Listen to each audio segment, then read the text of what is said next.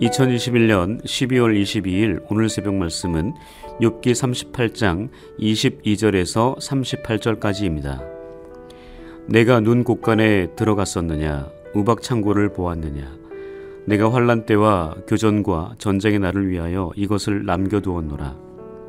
광명이 어느 길로 뻗치며 동풍이 어느 길로 땅에 흩어지느냐. 누가 홍수를 위하여 물길을 터주었으며 우레와 번갯길을 내어주었느냐.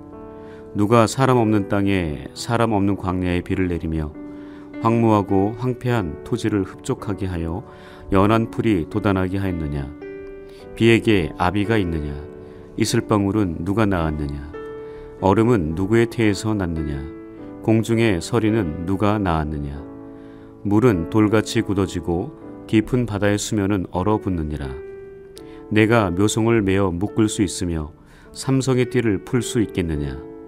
너는 별자리들을 각각 제때에 이끌어낼 수 있으며 북두성을 다른 별들에게로 이끌어갈 수 있겠느냐.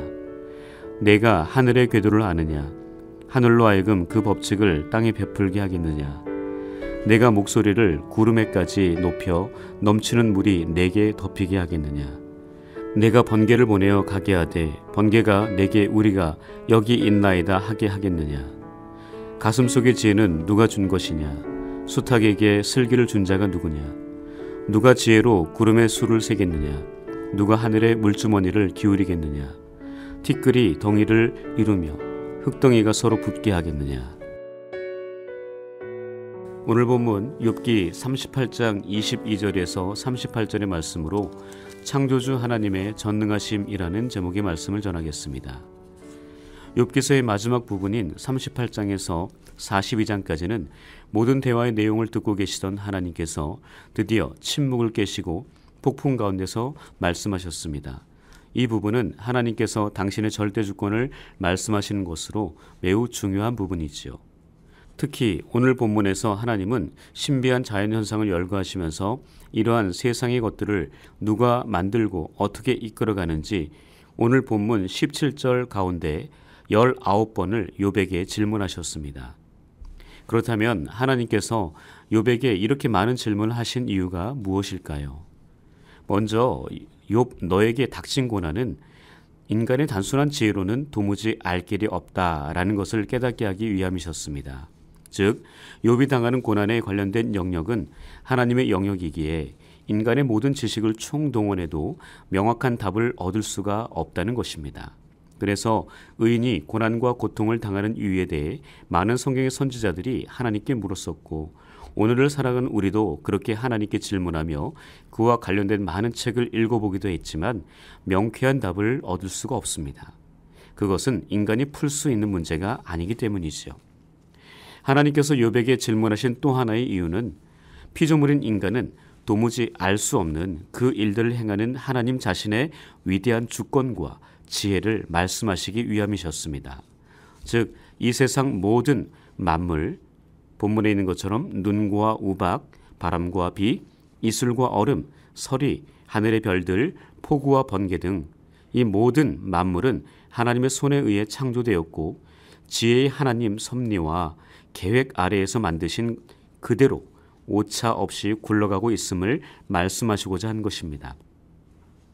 우리는 우리가 사는 이 세상에서 시작과 원인을 규명할 수 없는 우주세계와 어떤 지식으로도 증명할 수 없는 자연현상을 종종 경험합니다. 그때 우리는 하나님의 천지창조의 신비함과 더불어 이 세상을 이끌어가신 하나님의 통치와 다스림, 섭리를 느낄 수 있어야 합니다. 그리고 그 위대하신 하나님의 절대주권 앞에 마치 바람 앞에 놓인 촛불과 같은 연약한 인간의 한계성을 인정하며 절대자이신 하나님께 가까이 다가서야 하겠습니다. 특히 우리는 자연의 변화 앞에 무기력하기 그지없습니다. 매년 겪는 일이지만 우리는 태풍이 발생하는 것을 막을 수도 없고 태풍의 크기와 진로도 마음대로 변경할 수 없습니다. 지난주 미국에서 일어난 토네이도로 많은 사람이 목숨을 잃고 재산도 잃는 국가적인 재난이 벌어졌지요. 그런 강력한 비바람을 인간은 막을 능력이 없습니다. 우리는 그저 태풍이 우리나라를 관통하지 않고 동쪽 바다나 서쪽 바다로 비켜 지나가기만을 바랄 뿐입니다.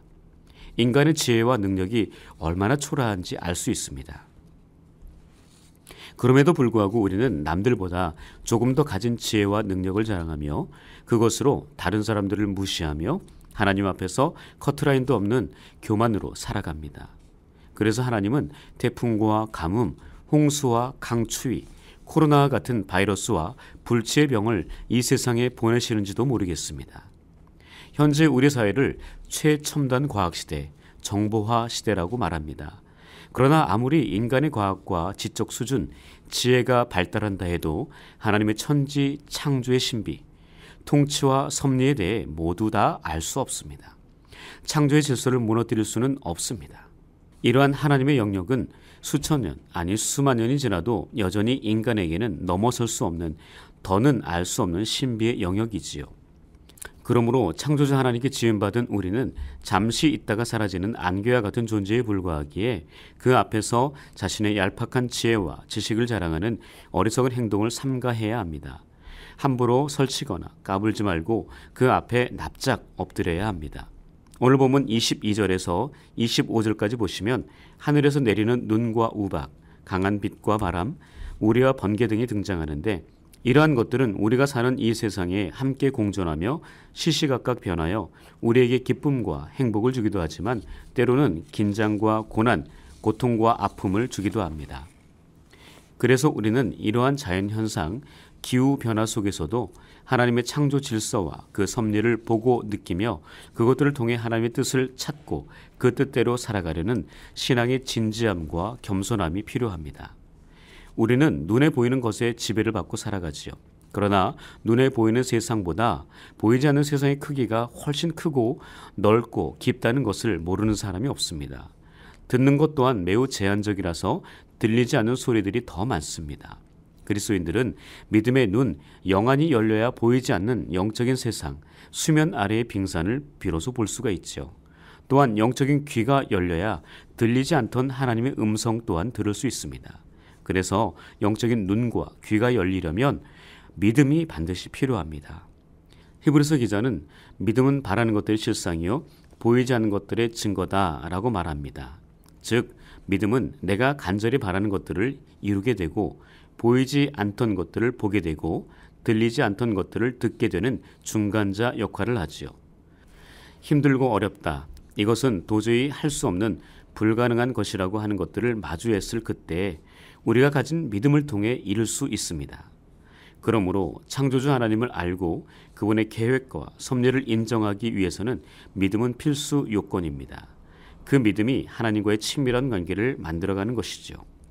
그리고 본문 26절과 27절에 보시면 사람이 살지 않는 땅, 광야에 비를 내리시고 황무하고 황폐한 토지를 흡족하게 하여 연한 풀이 돋아나게 하시는 하나님의 전능하신 절대 주권을 이야기합니다. 이러한 여러 가지 기후의 변화를 통해 예상하지 못한 일들을 일으키시는 하나님의 역사하심을 보며 상대적으로 부족한 인간의 한계성, 제한적인 유한성을 말씀하고 계심을 인지해야 합니다. 그 다음 구절들이 등장하는 비와 이슬방울, 얼음과 서리들이 하늘에서 내리고 묘성과 삼성과 북두성과 같은 별들의 이동에 관한 것들을 바라볼 때도 우리는 한치의 오차도 없이 작은 실수도 하지 않으시며 별들이 서로 충돌하지 않고 안전하게 이동하도록 만드시고 다스리시는 하나님의 위대하심 앞에 겸손하게 머리를 숙여야 합니다. 그리고 전심으로 감사하며 그 위대하심을 높여 찬양해야 합니다. 그리고 마지막 36절에서 38절까지를 보시면 하나님께서 지혜에 관한 말씀을 하십니다. 36절의 말씀을 함께 읽겠습니다. 가슴속의 지혜는 누가 준 것이냐? 수탉에게 슬기를 준 자가 누구냐? 이것을 이전 개역 한글 성경에서는 가슴속의 지혜는 누가 준 것이냐? 마음속의 총명은 누가 준 것이냐? 그리고 공동 번역에서는 누가 따오기에게 지혜를 주었느냐? 누가 닭에게 슬기를 주었느냐라고 번역하고 있지요. 또한 표준세 번역에서는 강물을 범람할 것을 알리는 따오기에게 나일강이 범람할 것이라고 말해주는 이가 누구냐? 비가 오기 전에 우는 수탉에게 비가 온다고 말해주는 이가 누구냐라고 번역하고 있습니다. 즉 인간이 지금까지 가지고 살아온 작은 지혜와 슬기, 총명은 모두 하나님께로부터 온 것이라는 말씀입니다. 우리는 말씀을 통해 확인할 수 있지요. 하나님께서는 이사야 선지자를 통해 여호와의 영은 지혜와 총명의 영이라고 하시면서 28장 19절에서는 그 지혜의 광대하심을 말씀하셨습니다. 또한 신약에서 사도 바울은 골로새서 2장 3절에서 예수 그리스도 그분 안에는 지혜와 지식의 모든 보화가 감추어져 있다라고 선언했습니다. 다시 말해 삼위일체 하나님 안에는 지혜와 지식, 총명함이 광대하다는 것입니다. 그러므로 우리는 완전한 지혜자이신 하나님 안에 머물러 있어야 합니다. 그것은 37절 누가 지혜로 구름의 수를 세겠느냐라고 말씀하신 것처럼 구름을 셀 수 있는 사람은 없습니다. 그것은 만물의 영장이라 불리는 인간의 지혜의 한계를 극명하게 보여주는 것이기에 광대한 지혜자이신 하나님 안에 우리는 거해야겠습니다.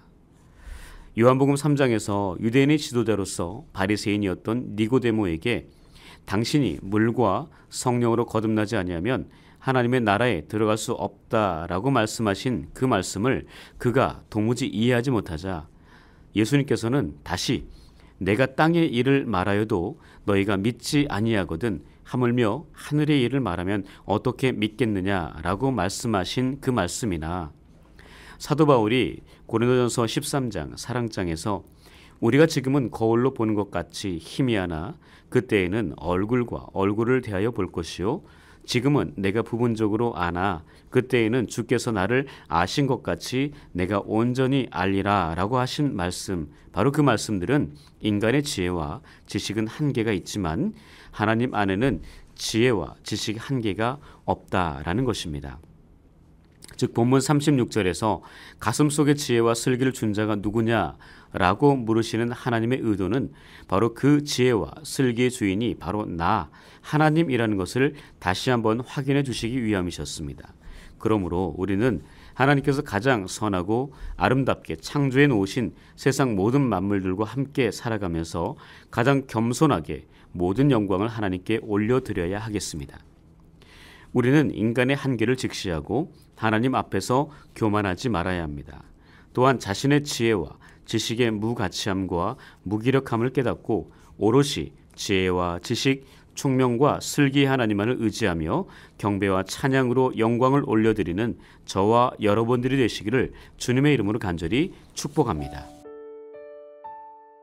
기도하겠습니다. 죄인된 우리를 독생자 예수 그리스도의 십자가 보혈로 깨끗하게 씻기시고 여기까지 인도하신 에벤에셀의 하나님, 참으로 감사를 드립니다.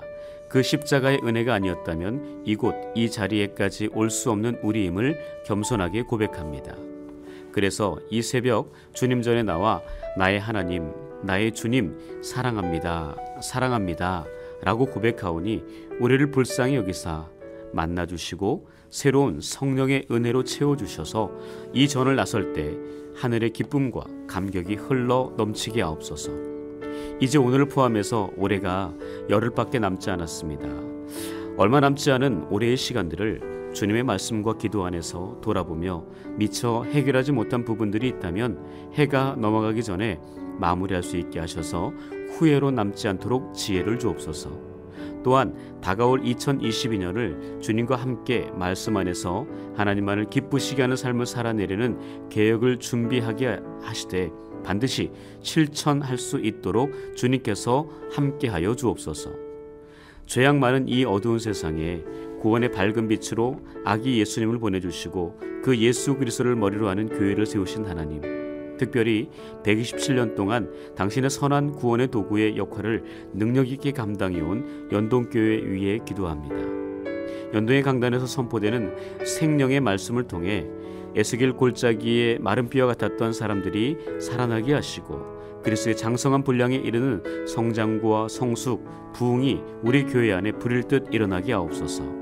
그리하여 함께하는 연동의 성도들이 주님 닮은 겸손과 온유와 오래 참음으로 사랑 가운데서 서로 용납하게 하시고 평안에 매는 줄로 성령 안에서 하나 되게 하옵소서.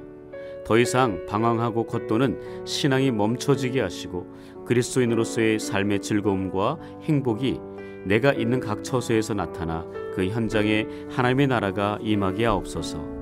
이러한 연동교회 사역의 중심으로 계신 위임 목사님께 천상의 말씀과 은혜, 성령의 능력을 충만하게 입혀주시고 영육의 강건함을 채워주옵소서. 위임 목사님과 함께 사역을 돕는 부교육자들과 재직원들, 특별히 지난 주간 신임 장로로, 권사로, 안수 집사로 임직을 받으신 분들이 기존의 항존 직분자들과 하나로 연합하게 하시고 말씀과 기도로 깨어있게 하셔서 온전한 하나님의 나라 이루게 하옵소서. 지금도 우리와 함께 하시며 가장 선한 길로 이끄시는 하나님, 코로나 바이러스로 인한 불안과 두려움으로 우리의 믿음이 약해져 가고 있습니다. 말씀에 대한 신뢰를 잃어가고 있습니다. 이스라엘 백성들의 앞을 가로막고 있는 홍해바다와 뒤에 있던 바로의 군대로 인해 어떻게 할지 모르고 있을 때에 모세를 통해 홍해바다의 길을 여시고 생명의 길로 걸어가게 하신 하나님을 믿사오니 우리를 불쌍히 여겨주시고 모든 질병과 죽음의 공포와 두려움으로부터 속히 벗어나게 하여 주옵소서. 이 시간 원치 않는 사고와 질병으로 몸과 마음이 고통의 밤을 지내고 계신 가족들과 성도님들을 찾아가셔서 치료의 광선과 사랑의 손길로 어루만지사 모든 아픔과 고통, 영적인 눌림에서 벗어나 참된 위로를 얻게 하옵소서. 대학 입학과 군대, 유학과 취업, 결혼과 사업 등 주님의 나라와 자신의 미래를 위해 최선을 다하고 있는 우리의 자녀들을 위해 기도합니다. 이제는 굳게 닫혔던 모든 문제의 문들이 골리앗이 쓰러지듯 무너지게 하시고 시온의 대로처럼 활짝 열려지게 하여 주옵소서. 이 모든 간구 예수님의 이름으로 기도합니다. 아멘.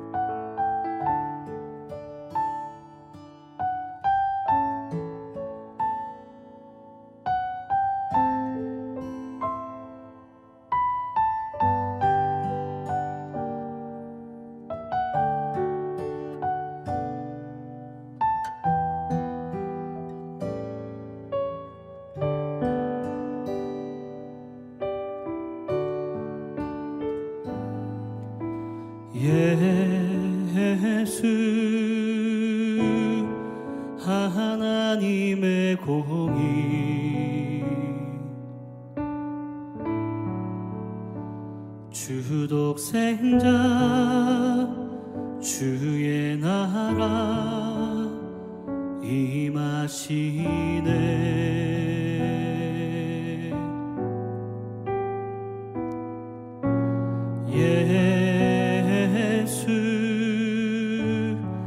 제물이 되신 주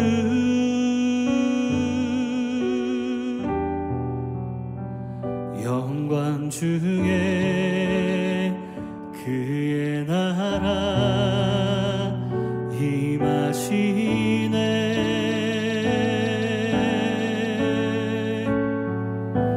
주의 나라 영원하며 그의 영광 무궁하리. 왕의 위엄과 능력이 이제 임하였으니 주의 주권과 주의 통치와 주의 나라 힘과 권세 임하네. 예수 하나님의 공의.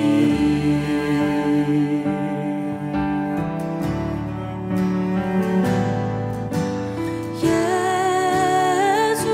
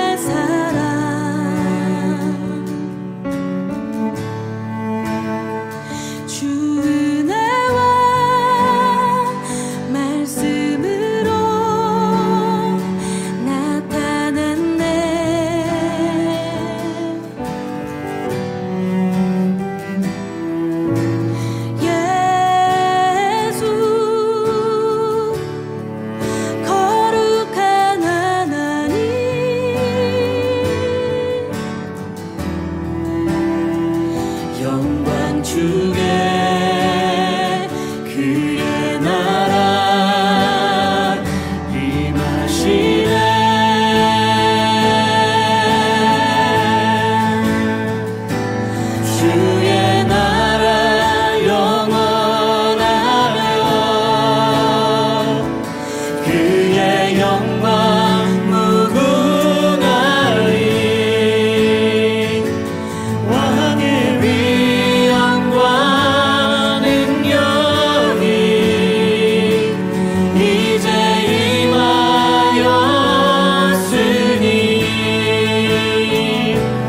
주의 주권과 주의 통치와 주의 나라 힘과 권세 임하네 예수 하나님의 공의 주의 나라 영원하며 주의 나라